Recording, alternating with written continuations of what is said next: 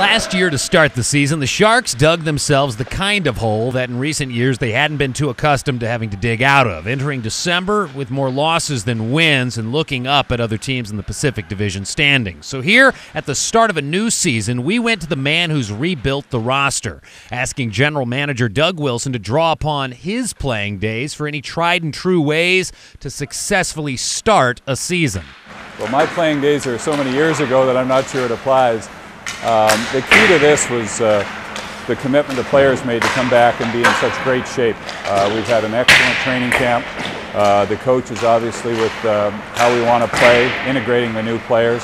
So I think really the focus, the things that have needed to be put in place are put in place from players and coaching staff.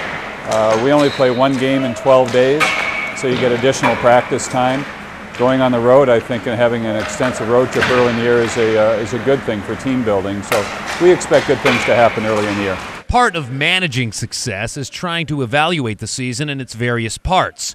So we wondered, do the Sharks look at the schedule as if it were broken up into segments? Well, I think you do. You try and break it down into either 5 or 10 game segments. It's a way of charting your special team performance.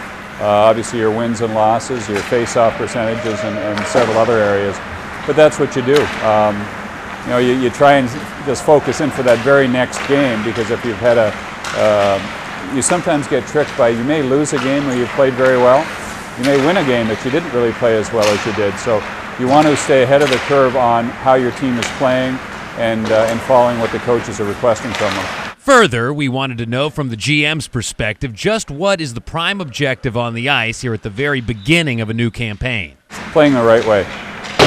Our coaches have been here for several years now. When we're successful, we are playing a certain way, and it's you have to look at a lost detail as a lost game. You practice the right way, you play the right way. It becomes ingrained in you if you do it the right way. So if stress or fatigue comes your way and you only know how to do it a certain way, you're going to play well. When you start cheating or cutting corners or not following the systemic play that we want, problems are going to follow. And his expectations for what he'd like to see from the team as he evaluates what it will take to go farther in the postseason than ever before. Playing up to our capabilities is really what it is. It's how you play when you don't have the puck. You can see within usually the first couple of minutes of a game how we're playing when we don't have the puck. If puck support, we play a very fast game when you have people in proper positions or coming back and helping out.